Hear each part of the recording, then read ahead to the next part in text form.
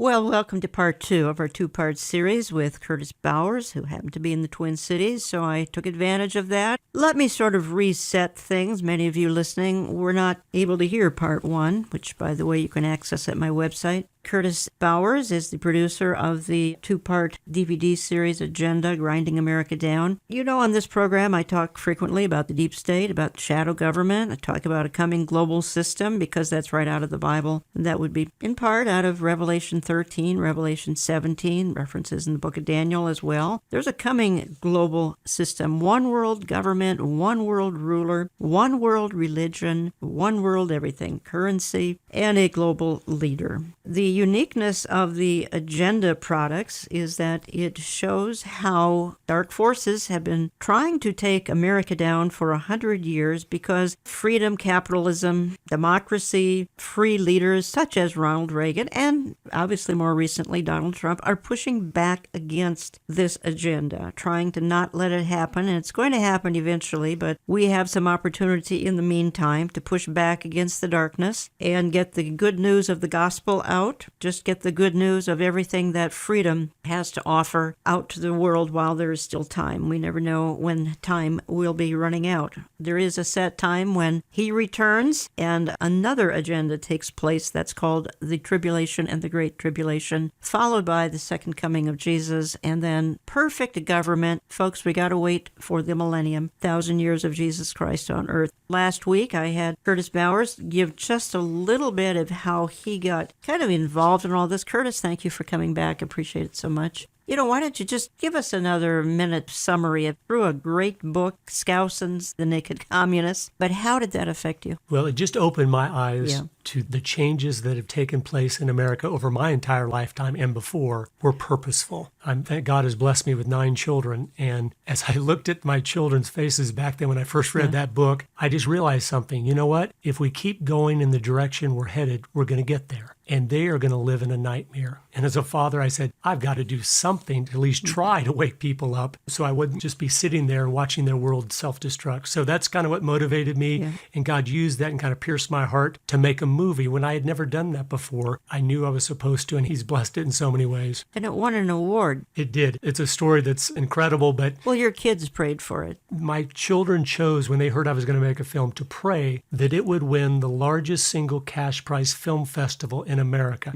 I did not have the faith that would do that. Obviously, it's my very first film. But they fasted and prayed, all of us as a family, every Friday for 22 months, almost 2 years, that this would happen. And it was instigated by my children, not me. The night we went to that festival, they came to the last award of the Best of Festival with a $101,000 grand prize, and they called out Agenda, Grinding America Down. I saw that online. It was very, very moving. That book, The Naked Communists by Skousen, it laid out the agenda. And we talked about that last week, folks, and that's get control of the schools, get control of the teachers' associations, the NEA, have the kids start celebrating, quite frankly, mass murderers, Chairman Mao, people like that, promote these aberrant movements from transgender to homosexuality is normal. That's a normal way of living. And then, of course, infiltrate the church, the social justice movement, discredit the Bible. The radical John Dewey had a big part in all of this. So that's what was laid out in that book by Cleon Skousen, some almost 50, 60 years ago now, back in 1958. And that's what had such an impact on Curtis Bowers, who then went on to make a DVD series called Agenda, Grinding America Down. You can get it in my web store. You can call us. You can find it in my various newsletters. My website is olivetreeviews.org. We'll give contact for Curtis Bowers as we move further into this hour. This is part 2 of a 2-part series. We covered a lot of things last week. Find the programming at my website under radio, olivetreeviews.org. You can also find it on our YouTube channel. Okay, Curtis, let's head back into the discussion. We may touch on a few things that we covered last week. I do want to head into some church issues. And I did say to you, and you acknowledge that as you travel about the country, one of the most frequent issues that folks come up and talk to you and me about is, where do I find a church that talks about all the things that matter, including some of what we're talking about today? Talk to me a little bit, Curtis, about how this agenda, and it began at least 100 years ago, started infiltrating the seminaries. How did they do it? When did they do it? Do you know which seminaries they started to infiltrate?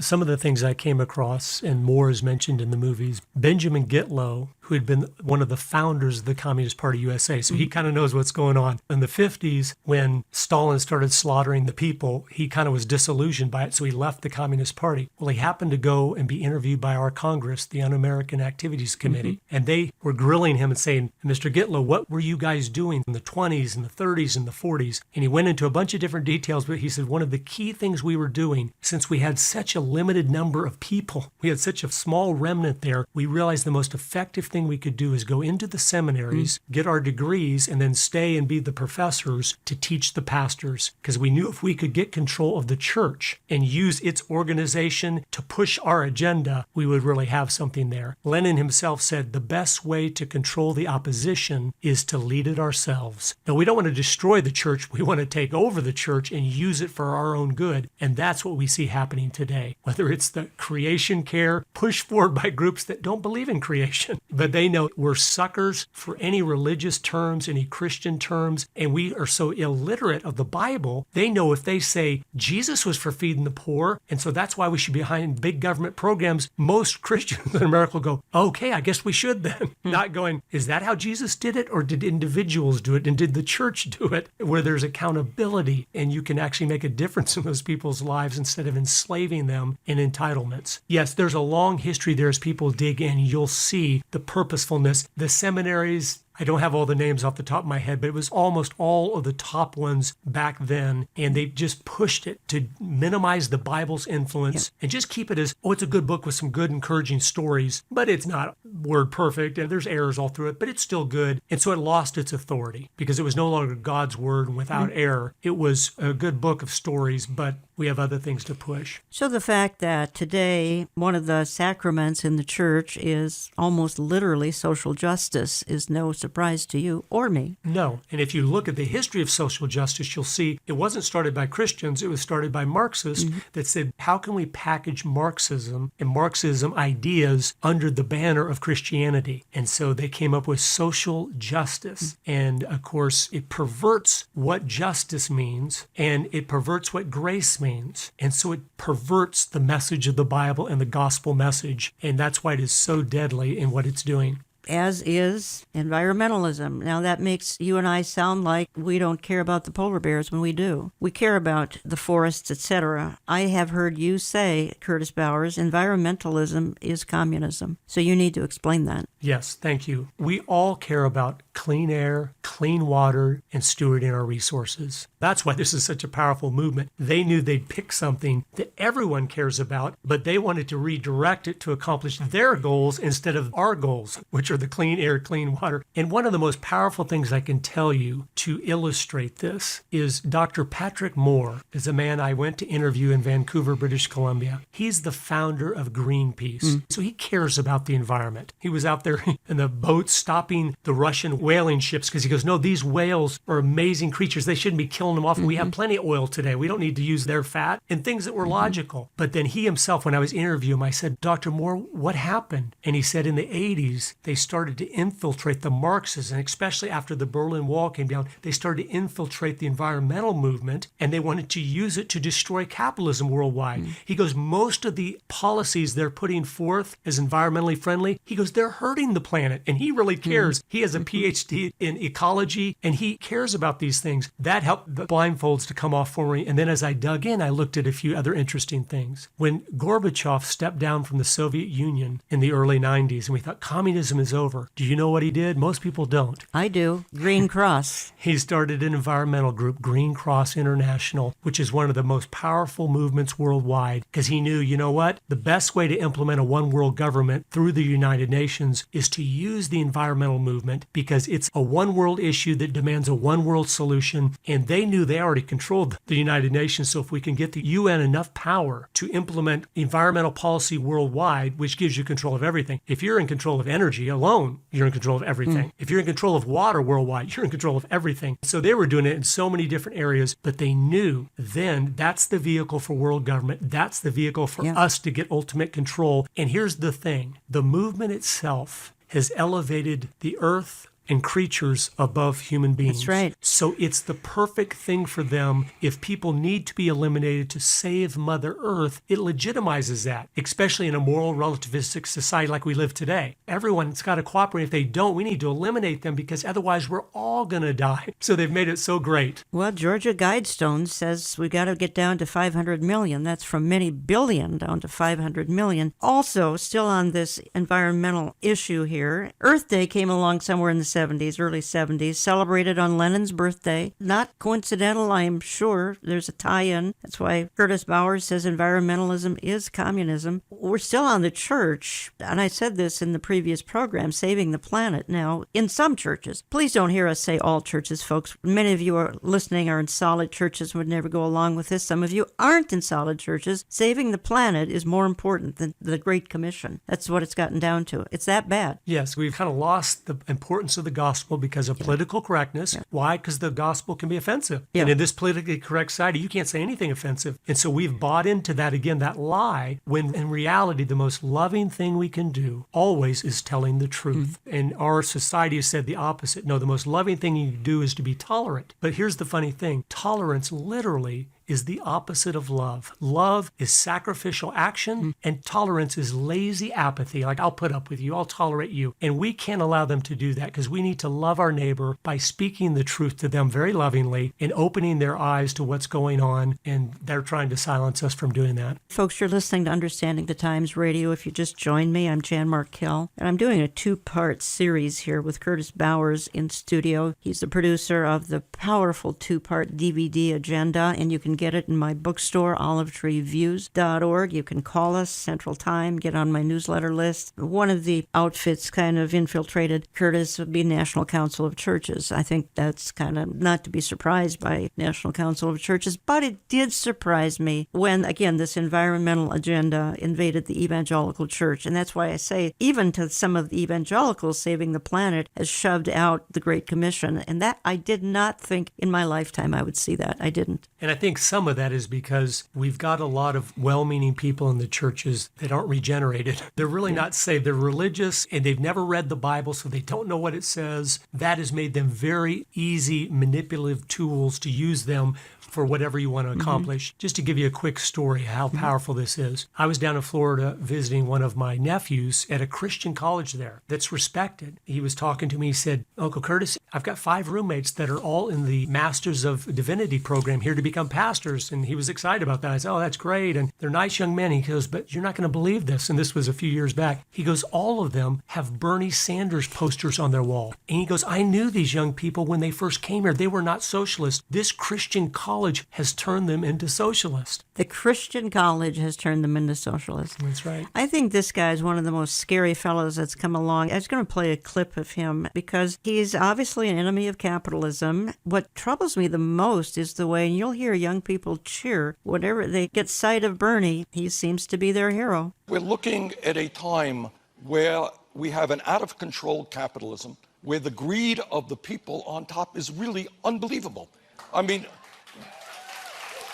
right now in America, you got 3 people who own more wealth than the bottom 50% of the American people. You got the top 1/10 of 1% owning more wealth than the bottom 90%. You got one guy, Jeff Bezos of Amazon, his wealth is increasing every single day by $250 million a day, but he pays his workers, many of his workers, wages that are so low that many of them are on food stamps or Medicaid. You got a situation today where the big money interests can now contribute hundreds and hundreds of millions of dollars into elections to elect candidates who represent the wealthy and the powerful, which is undermining American democracy. And I think people are sick and tired of the greed and the power of a handful of people on top. They want a government which represents all of us, not just the 1%.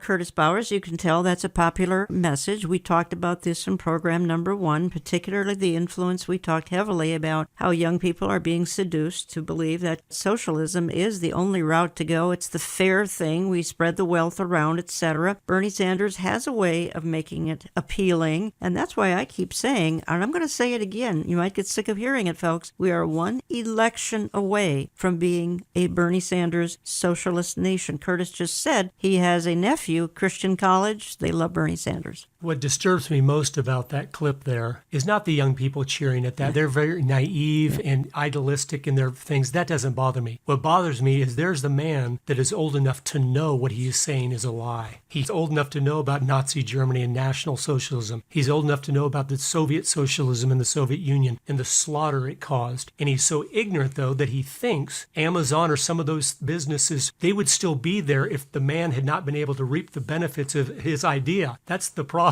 They think you share this stuff, well, then no one's starting the next business, whatever, because they know they don't get to keep it. Then there's no wealth to share around. Yeah. Everyone is equally in poverty, just like Venezuela, and it all collapses. And these young kids that are being used and abused by people like him are going to wind up 10, 20 years from now in poverty, not finding enough to eat, nothing to do because the whole economic system has collapsed, and he won't be around anymore for them to say, you lied to us. Quote here from Curtis, because we talked about this in program number 1, and that is, world government is the agenda. And they realized long ago the only way to accomplish this is by taking America down, stopping any movement worldwide that seeks freedom and independence, and creating as many wars as possible to make mankind feel the only hope of peace is world government. We talked about that last week in program number 1. We talked about how that comes right out of the Bible, because that whole global system is outlined, is predicted in the Bible for a final generation. Are we there yet? I don't know. Certainly there are signs that would indicate that could be on the horizon. Curtis, let me move to a couple of other topics here. You gave a statement to me that I think we need to elaborate on just a little bit. I'm going back to David Rockefeller. We did talk about the Rockefeller Empire in the first program. Folks, that is not conspiracy type talk. It's just history and the fact that the globalist agenda has been promoted by a number of the banking families. That's just an historical fact. The Rockefeller Empire is very, very impressive. Now, David Rockefeller passed away here recently, but you said to me, Curtis Bowers, that David Rockefeller told Ronald Reagan and Barack Obama who could be their vice presidents, and they followed his orders. Can you elaborate on that? That's very stunning to make a statement like that. It is. It's one of the things that shocked me the most and made me realize some of these people really do have incredible power. Yeah. I remember in 1980 when Ronald Reagan was elected, we were so excited. But before that, when he won the nomination, we'd been going door to door for him. And the day that the media announced, tonight Ronald Reagan is going to tell who his vice presidential candidate is, he came out to the mics. He was a little flush, red in the face, and he announced that George Herbert Walker Bush was going to be his running mate. And all of us that had worked so hard for him, we thought, that's impossible. He hates George Herbert Walker Bush. And you just happen to hear, and I think you can still see these clips on YouTube,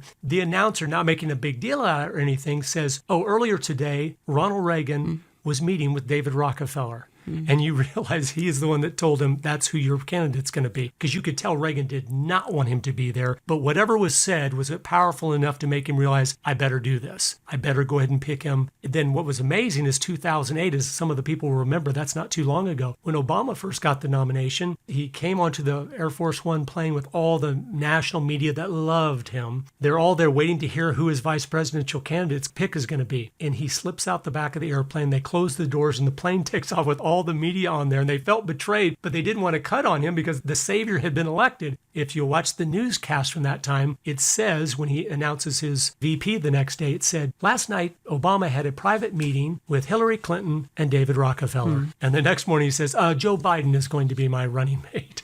And I just realized, if you can tell a conservative Republican or a liberal Democrat who their VP is going to be, and they say, yes, sir, you have some incredible power. Part of the globalist agenda, then? It is. They like to set things up to be in control. They could not stand Ronald Reagan. They couldn't believe he'd gotten elected. They'd underestimated him like they did Trump, where they just didn't realize how he's communicating to the American people. So then that's why they're like, well, we at least got to get one of our guys in there, the New World Order guy, George Herbert Walker Bush. Right. We got to get him in there to be with him. So once this guy's done and we can at least get the next 8 years can be ours. And so that's what happened. But going on with David Rockefeller, just for a minute, one of the other groups he started was called the Trilateral Commission. And its list of members is the who's who of everything. I mean, the leaders of all the Fortune 500 companies, all the national media outlets, presidents, vice presidents, congressmen, senators, it's everybody. This group, if you don't know much about it, which most people don't, because it's kind of back in the shadows, before he died in his pride, I believe, David Rockefeller let us know some of the things he had been up to. And one of the quotes that came out from one of his meetings with the Trilateral Commission is this. I'm going to read this to you now, and you will be able to see the heart of a man and then how he's conveying his heart to all these groups that are then going to implement that strategy in the businesses if it's business people there, or in the media if the media people are there, or in the legislatures if the legislative people are there. And here's what the plan is. He tells us so we don't have to guess. I wonder what they're talking about in those secret Trilateral Commission meetings. Here's what he said. We are grateful to the Washington Post, the New York Times, Time Magazine, and other great publications whose directors have attended our meetings and respected their promises of discretion for almost 40 years. It would have been impossible for us to develop our plan for the world if we had been subject to the bright lights of publicity during those years. But the work is now much more sophisticated and prepared to march towards a world government. The supranational sovereignty of an intellectual elite and world bankers is surely preferable to the national autodetermination practiced in past centuries. Now, let me explain that for a minute, people listening. What he's talking about, he says the supranational sovereignty of an intellectual elite and the world bankers with them. He's talking about that group. He goes, we are the international elite that are sovereign with the bankers, and our determination of what's best for the world is far more important than national autodetermination. What is that? That's voting. That's you people that are listening, you voting for your representative. He's going, that's old-fashioned. We will rule the world because we are the intellectual elite and we have all the money of the world through the world bankers, and we will implement our world government. But all these groups were in cahoots with that openly. For 40 years, they've been sitting there listening and pushing forward. And that's why these little shadow groups have such influence. They have put themselves up because the God of people that don't believe in God is the intellect. And so it appeals to the superiority of intellect. So they come to these meetings regularly and they hear, okay, this is what we're doing next. And they all want to be part of it because it feels like a special little private group. And so that's why its influence is 1,000 folds of what it would appear to be. Fascinating story. Curtis Bowers is kind of on a speaking tour, happens to be coming through the Twin Cities. So I was able to get him in studio here to do a couple of programs. Program number 1 you can find on my website, olivetreeviews.org. Go to radio. You can find it on our YouTube channel. That's under Jan Markell. Find the program number 1 on YouTube channel or oneplace.com. If you were unable to catch program number 1 last week, let me just say one word quickly here. We're carrying the 2 DVD series, Agenda, Grinding America Down. 2 DVDs. We're offering them for $25 if you're in the U.S., $6 shipping, or call us Central Time, please. Again, you can find it on my website. You can find it in our various newsletters. If you write to us or if you call us, would you always tell us what it is you're listening to? Because that helps us better process things here in the office. If you're listening electronically or to one of our approximately 850 stations, and we're pleased to have taken on new stations here in the last few months. Here's where I want to go in my closing segment with Curtis Bowers. You can find more information about him and contact him at agendadocumentary.com, agendadocumentary.com. We're talking a little bit about the banking industry. That may sound conspiratorial. Again, folks, it's just historical. The Rothschild, the Rockefeller, and more, J.P. Morgan, many more, played huge roles in the founding of various parts of the world, and also they are the major players in the coming one world government. Well, it's on the horizon. We just don't know the timing. So I want to talk a little bit more about that. What about the Federal Reserve, which President Woodrow Wilson instituted back in 1913? It's about as Federal Express. Somebody said it's not federal. It's privately owned. It's evil. I'm just going to say it. Lenin knew that taxation and inflation would destroy free enterprise. Quite frankly, we didn't even have inflation before the Federal Reserve back in 1913. We'll talk talk about some of those things. How is all of this leading to a one-world government? Well, we're not sure, but at least the players are lining up on the chessboard, and they're kind of getting set to play the game. How much time do we have? We don't know, but we need to be about our Father's business. In the meantime, we need to be salt and light and delay the decay, and most of all, share the gospel while there's time. Back in just a couple of minutes. Don't go away. While socialism has been glamorized for many years, it brings only misery and depravity, particularly to freedom-loving people. But today's progressive left likes to suggest that even Jesus Christ was a socialist. Send us your feedback through our website, olivetreeviews.org. That's olivetreeviews.org. You can call us Central Time at 763-559-4444. That's 763-559-4444. Or write to Olive Tree Ministries, Box 1452, Maple Grove, Minnesota, 55311. That's Box 1452, Maple Grove, Minnesota, 55311. More with Jan Markell and Curtis Bowers in a moment. It is now on the horizon. Understanding the Times 2019, Saturday, September 21st. Tickets will go on sale June 1st. They are general admission only and are $25, but include a lunch. After June 1st, we're asking that you call the Brushfire Agency at 888-338-5338 or sign up online at brushfire.com. That number again is 888-338-5338 after June 1st. We are featuring 6 speakers, and we begin at 8:45 a.m. Church doors open at 7 a.m. And the location is again Grace Church in Eden Prairie, Minnesota, just outside of Minneapolis. Consult our website for hotel information. Our speakers include Dr. Robert Jeffress. These signs that have been around for a long time, they are increasing in frequency and intensity. I think something big's about to happen. I believe we're in the last days. I believe the Lord is going to return. Amir Sarfati. And at the last trumpet, we're going to be out of here. There will be certain events around the world, and there will be the last trumpet, and we don't know the day, and we don't know the hour, but we understand the times and the seasons. Pastor J.D. Farag. Because there's coming a time, and I believe it's very soon, when that trumpet's going to sound, and everything here matters no more. I mean, shouldn't that affect us, the way we live our lives? Pastor Jack Hibbs. And he's not only spoken to us in his word, he is speaking to us right now in world events. He's requiring you and I to take what we're seeing in the world and match it up against the Word of God. And Jan Markell. I believe that the world is longing for a man with a plan, for a Mr. Fix-It. It says down at the bottom of here, is there a leader who can stop the chaos? We will also have a greeting from Lori Cardoza Moore from Proclaiming Justice to the Nations. The event will be live streamed at no cost. Again, that's Saturday, September 21, just outside of Minneapolis. We invite all remnant believers to better understand the times and become watchmen on the wall.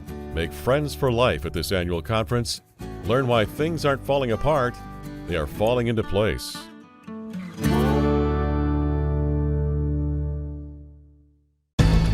He is seeing the belly of the beast. I think he's still in confusion about that. I wish he would see these films. He'd start to understand it's not about him. He is interrupting a 100-year-long agenda. And that's why they're so after him. He's the first one to do it. He is fighting, whether he knows it or not, this beast we've been talking about, to dismantle it because he knows it doesn't make sense. It's not good for America. This is part 2 of a 2-part series on the Marxist agenda to take down America and install a new system of government.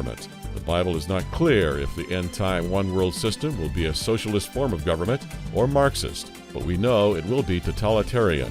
It will be ruled by a man with a plan, a Mr. Fix-It, the Antichrist. Here again are Jan Markell and Curtis Bowers to wrap up our 2-part series. Socialism is on the rise. Despite being responsible for the deaths of over 100 million people.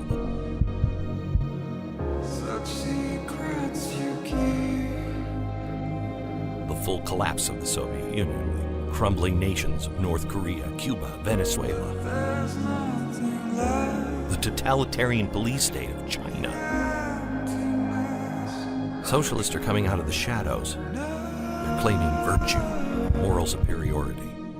It's already infiltrated our government. It's dismantled our values, brick by devastating brick.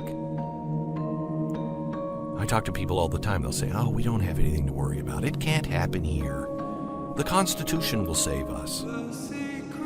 We found a document that was smuggled into the United States through the Iron Curtain in 1960. My researchers found it again. It's the blueprint of how to legally and within the framework of our own system take over a country and flip it.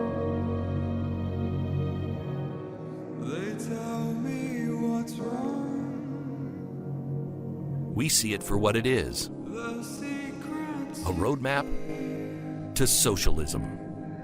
A warning from the dead.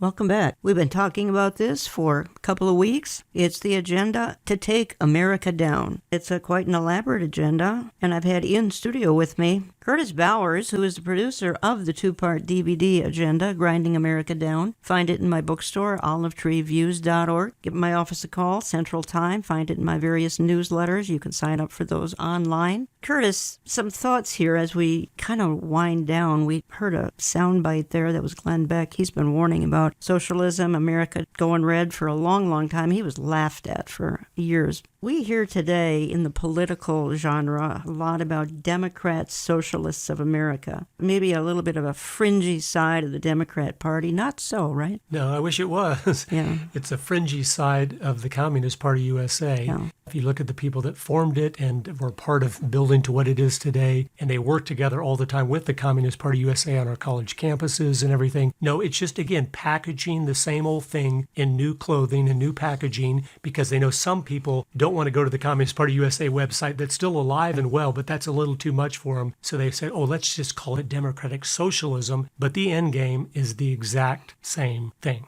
Alexandria Ocasio-Cortez, Bernie Sanders, those are two of the most prominent. And I don't know, and I had Michelle Bachmann in your chair here recently, a couple of weeks ago, and she said she's never seen a freshman in Congress take off like this young woman has, even though she's offering some of the zaniest things imaginable. Let's get rid of trains, planes, cows, etc. She's celebrated as some sort of a movie star. My goodness. But we shouldn't be shocked. Here's why. You mentioned it earlier in the last show, the current communist goals from 1958. But if you read the complete goal number 17 on what they wanted to do to the schools, here's what it is. Get control of the schools. Use them as transmission belts for socialism. Soften the curriculum, get control of teachers' associations. But they wanted to use them as a transmission belt to start creating a socialist person that believed it was just to share everything. And it's unjust when you have wealthy people and poor people, and the lie that the poor people are poor because the wealthy people are wealthy because they don't understand economics, where the more wealth a wealthy person creates, it helps the poor person too. Yeah. Wealth is not a limited resource. It's an unlimited resource. Yeah, they've been just slowly getting these philosophies into our young people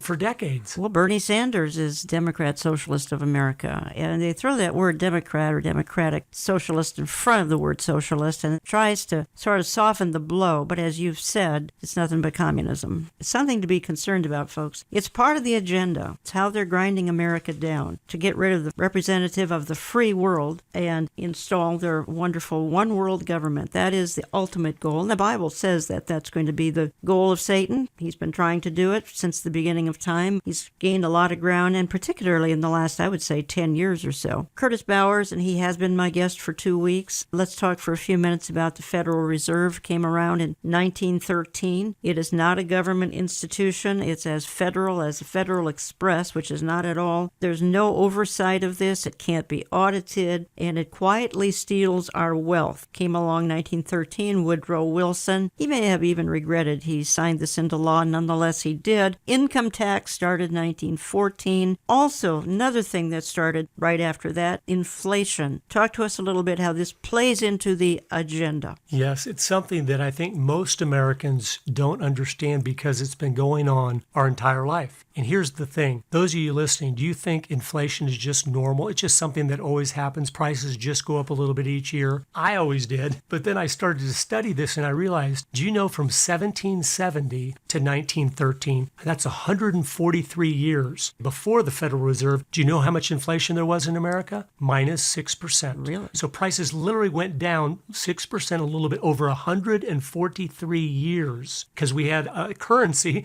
that was gold backed, so it can't go up because gold always keeps its relative value. But from 1913 to today, everything has gone up 100 times, not 100%, 10,000%, 100 times. I was born in 1965. A new Corvette in 1965 was $3,000. Today it's $85,000. Did Corvettes get more expensive? No, they did not. Our money lost so much of its value, it took more of our money to buy the same thing. And it's a tax. It's a hidden tax on us, and they knew this. John Maynard Keynes talked about this. He said, we will steal all their wealth from them, and not 1 in a million man will be smart enough to figure out what we're doing. And that's what's been happening. But here's the strategy behind it. One, they wanted to control the wealth and control the world and the money system, but they wanted to make it so hard for us to get along in life and to pay our bills that we would need big government. It would slowly create a situation where government would have to be growing to help take care of people because you're like, we just can't make it. Now my wife's working, I'm working, we're all working, and we still can't make it. That was purposeful. They knew what they were doing, and that's what has happened to our country and to our system. If you could grow your wealth over a lifetime with zero inflation, we would all be wealthy in this free system. Interesting. I think they also wanted to sort of penalize productivity, even reward lack of productivity, which is the mantra of Alexandria Ocasio-Cortez. Guarantee everyone an income. So she fits into this whole agenda here so beautifully. Yes, and it stopped people from saving. Yeah. Because your money's losing so much value, you just spend it, which is also makes you then more dependent on their Social Security system or whatever. Anything they can do to stop you from being independent of them and not dependent in some area of your life, they want to stop. It got really sinister in the 30s with FDR, what he did in cahoots with the Federal Reserve to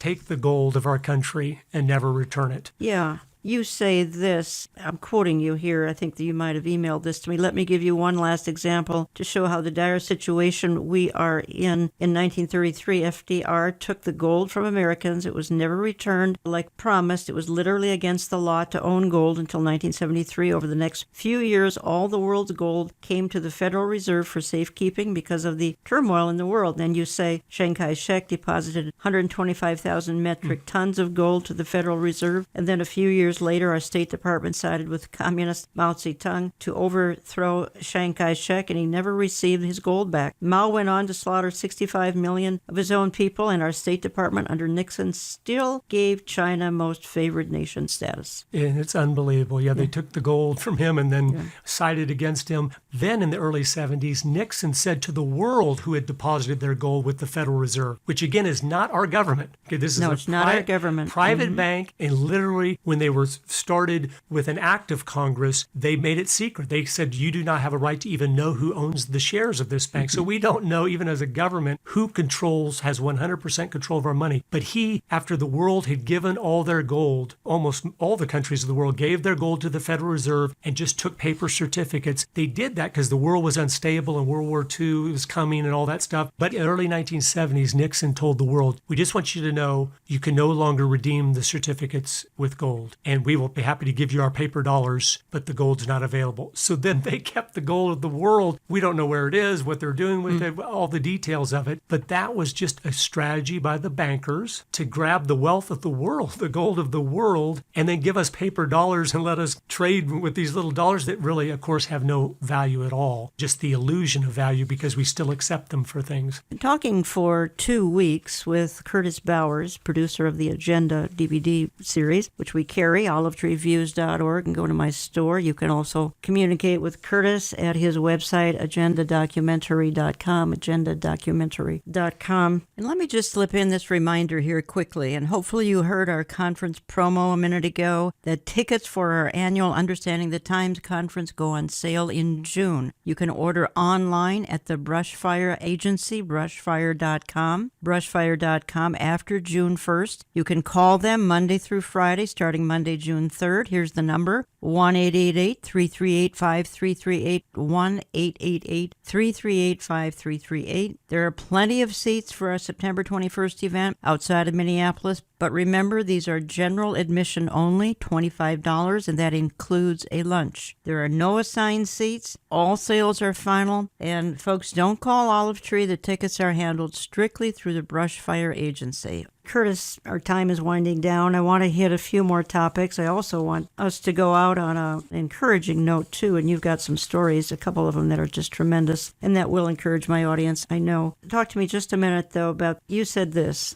was in an email to me, KGB agents that defected to our country warned us of all that the Soviets were doing inside and outside our country to bring us down, and everything they said was completely ignored. And then you talk about a couple of KGB agents. Their names happen to be Brezhnev and Golitsyn. You say it's gone so far that recently the last two directors of the CIA have admitted they have been communists. One doesn't surprise me. The other one does surprise me. I mean, the last 6 months, Brennan and Comey both admitted, yeah, we used to be communists. Of course, we're not anymore, but we were. I know from studying communism and from interviewing communists and anti-communists, there's no such thing as an ex-communist. If he has had some revelation, he is so anti-communist, he is so against big government, and they're not that. So I know they haven't changed from anything. They've just realized it's not very cool to say I'm a communist anymore, so I better be quiet about that. But that's amazing. The most powerful, intelligent community in the world oversees what we do. And the last two directors in modern times admitted they had been communist. It's unbelievable. Who is Brezhnev and Golitsyn? If you go to YouTube and type in Brezhnev, you'll find some interviews there done by G. Edward Griffith. Oh, yes. Back in the 80s, and you can watch them for free. He was a KGB agent that defected to America. He tried to get Congress, he tried to get the Senate, people to listen to him. They wouldn't, so G. Edward Griffith interviewed him. And it's so powerful to watch today, 35 years later. He tells, here's the strategy of what we've been doing and are doing. And you watch them now, and they're so prophetic because it's exactly, that's what the news does every day. And he goes through the 4-step process. And anyway, very powerful. We were warned so many times we were. That this was what was happening, and we never listened. And I'm telling you, people that are listening, anytime there's 100% consistent behavior in not listening to warnings that are destroying yourself, you realize there's an agenda. Because if it was ignorance, you'd some of the time listen, some of the times not. But consistency has never been a virtue of ignorance. And that's what people need to understand. That's what has made me dig in on different areas, because I see, why would you be against something that's clearly the best for America? The other guy that defected was a man named Anatoly Golitsyn. He comes to America and says all these things that are going to happen to Congress, CIA, FBI, and they all say, oh, he doesn't know what he's talking about. He got so frustrated that no one would listen. He wrote a book in 1984 called New Lies for Old. And in that book, he said, here is what they're going to do over the next 10 years or so. They're going to act like they're going to fold. He tells us that. He said, I think one of the things they're talking about is even taking down the Berlin Wall. He wrote that in 84, and then in 89, when it happened, we're all shocked. Oh, they took down the Berlin Wall. And he warned, he said, no, that's how they really want to make you believe communism is over. They might literally do that. And he warned us. Nobody listened. And so that's what's so frustrating. And one other person that warned us, and I want to talk about him to honor him, because he was killed for standing up for us, but it's a congressman named Larry McDonald. Larry McDonald, good guy. And this is what he said. He said, the drive of the Rockefellers and their allies is to create a one-world government combining supracapitalism and communism under the same tent, all under their control. Do I mean a conspiracy? Yes, I do. I am convinced there is such a plot, international in scope, generations old in planning, and incredibly evil in intent. He said that in 1976. And a few years later, in 1983, he was on the Korean airline plane that was shot down by the Soviets. And his wife, who's someone I just met last week,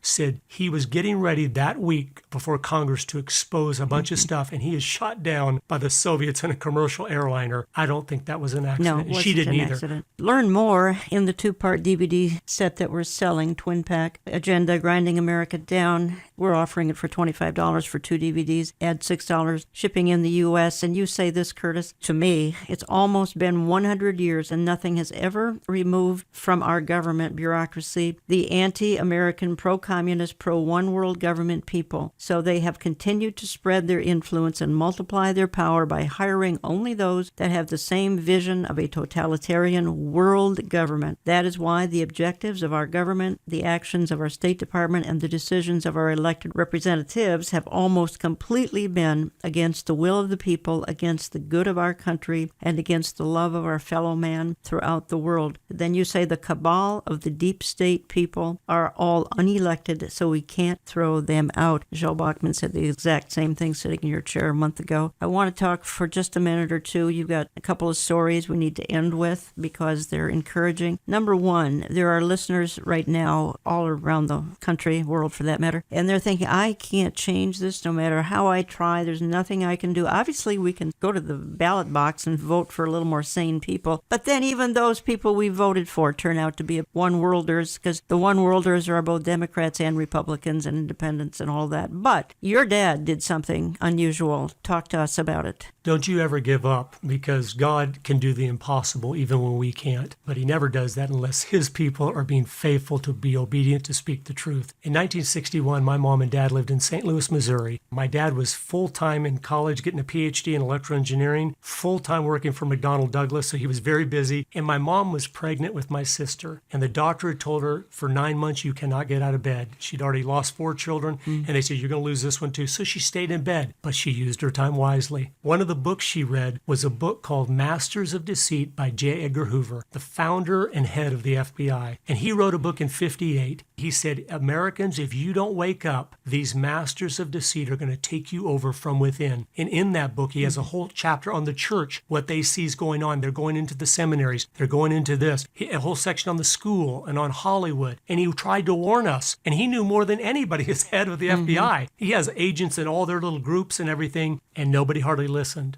But my mom did. She read that book and it shook her up. And she told my dad, Jim, you got to read this book. And he said, I'm too busy to read that. I'm in school. And he finally read it and he said, wow. And so here's what they did. And I want to tell you, this is things you can do to be strategic. He'd be gone all day at school and work. She would get all the St. Louis newspapers and read all the letters to the editor. And every time one was written by someone that was sharp, she'd realize we need to connect with them. So she'd call them up and say, would you set up a study group in your home? And my husband's going to come over. You invite all your family and friends, and he's going to give a 2-hour lecture on communism. And so they would do this one night a week, even though they were so busy. Well, my dad tells me this story. He said, I came home one night, it was pouring down rain, and I was exhausted. And right when I walked in the door, Mom said, I got a meeting set up for you tonight. And he's like, I'm too tired. Call and cancel it. We'll do it some other time. And she, her sweet, persistent self said, you've got to go. You never know who might be there. So he went. And that's my lesson. He was faithful in the little things, and we need to be too. He drove across town, went to the meeting, probably because of the rain. Only one person showed up. Really? But my dad was faithful. He gave the man a 2-hour lecture on communism. When he was done, the man came up to my dad and said, if half of what you said is true, we are in serious trouble. And my dad said, well, that's why I'm doing this, because I'm so busy. They became good friends. He started to give him all his resources, and within a couple months, the man knew far more than my dad did on the topic. And he came to my dad and said, Jim, I'm going to quit my job and write a book on this. And my dad's like, don't get carried away. He said, no, I've got enough savings to last 2 years. So he quit his job, researched for 2 years, wrote a book, finished it January of 1964. But he couldn't get anybody to publish it because he'd never written a book before. So he self-published it. Now remember, people, 64, there's no internet, there's no credit cards. If you want a copy of his book, you literally have to send him cash or check in the mail. It's not in a bookstore in America. And in 8 months, in 1964, out of his garage, he sold 6 million copies of that book. And when Ronald Reagan was elected president of the United States in 1980, he said, I would never have been elected president of the United States if John Stormer in 1964 had not written the book, None Dare Call It Treason, the book that started the entire conservative movement in America. And I want to tell you this, those listening, you might not be the person to write the book, but you might be the person to influence the person that writes the book. We have to be faithful, whatever God has given us to do, no matter how little it appears to be. Great story. And I want you to tell the Romania story too. We've referenced Donald Trump here a number of times. Both of us are open about the fact that he wasn't really our first choice back in 2016. He's dangerous to all of these people on the left because he wants nothing to do with anything that we've talked about today. It's just not in his paradigm. He's a businessman who wants to make America better, which is fine. I don't know that we have time, speaking from a theological standpoint, to make America great again. Maybe we do. I don't know. He's such a danger to them. He's just minding his own business, really. Yes, and he's trying to simply do, amazingly, what he said he would do. Yeah. We're shocked when a politician tries to do that because it's so rare. We need to be praying for him every day. That's my point. Blessing, protection, and direction. That God will direct his path. God can use a lost man just as he uses a saved man. And we need to pray that God saves him. But he is seeing the belly of the beast. I think he's still in confusion about that. I wish he would see these films. He'd start to understand it's not about him. He is interrupting a 100-year-long agenda. And that's why they're so after him. He's the first one to do it. He is fighting, whether he knows it or not, this beast we've been talking about, to dismantle it because he knows it doesn't make sense. It's not good for America. Here's the difference. Donald Trump wants everyone in America to have the potential of being prosperous and blessed like he is. And Bernie Sanders wants everybody in America to be equally poor. It's a total worldview of one believes that you can work and, like the Bible says, reap what you have sown. And the other says, no, we're all going to share our misery together. Remember what he's talked about here, folks, and that is, if you take away nothing else, pray for our leaders, starting with President Trump and all of his cabinet people, many of whom are evangelical Christians. Curtis Bowers, and you can reach him at agendadocumentary.com.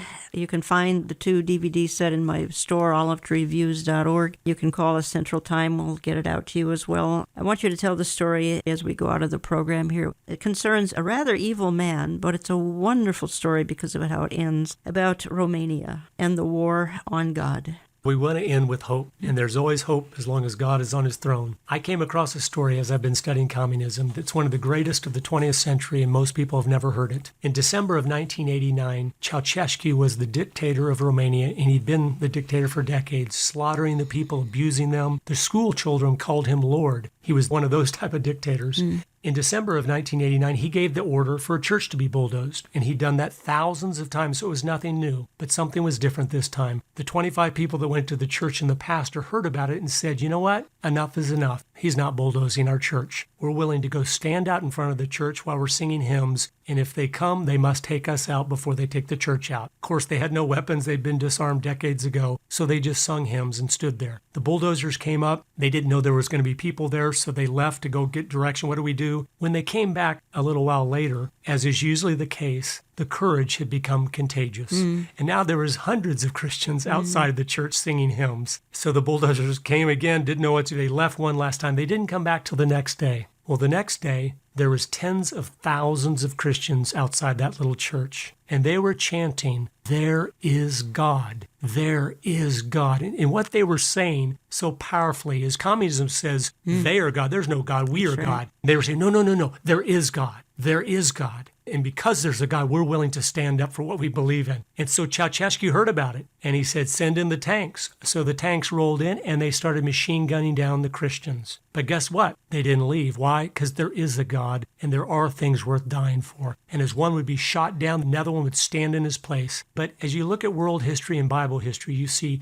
when God's people are willing to stand for him regardless of the cost, sometimes he steps in and does the impossible. And that's what happened. After a few hundred of them had been machine gunned down, all of a sudden the communist soldiers stopped shooting. No one gave the order. They just stopped shooting. And I know it was God piercing their conscience with the reality. What are we doing? We're killing our own people here. And you know what happened? They rolled those tanks around. They drove them back to the palace. They grabbed Ceausescu and his wife. They brought them out to the town square and executed both of them. And the next day, which was Christmas of 1989, the headlines of the paper said, "The Antichrist is dead and Jesus is born." And I told that story in Florida, and an old man came up to me and said, guess what? I said, what? I was in prison in Romania, Christmas of 1989. I said, you were? What were you in prison for? He said, for being a Christian. They always threw you in there a few days a month or however often just to let you know who the boss was. And I said, well, how'd you know what had happened? He said, we were in our cells Christmas morning, and the propaganda station that's always playing the communist propaganda stopped. And there was silence for a few minutes. And then he said, over the airwaves, a voice came on, reading Luke chapter 2 out of the Bible, the Christmas story. Now, you that are listening, listen to me. Those people had no influence, they had no power, they had no arms, but they had the courage that it's right to stand for what God has said to stand for. And then God sees that faith and that courage, and he steps in, and in 24 hours, a communist dictatorship that's been there for decades, he crushes under his fist The papers are proclaiming the birth of Christ, and the Bible is being read over the radio stations. There is always hope. Don't you ever give up, but you need to be doing the things God has asked you to do, sharing the gospel, influencing those around you, and raising your children to walk in the truth. Curtis Bowers, thank you for coming in. You're so welcome. You know, folks, we've spent 2 weeks talking about an earthly system that doesn't work very well. And that is why I like to dwell on the time when Jesus Christ will be ruling and reigning on this earth. And I love this verse from Psalm 145. They shall speak of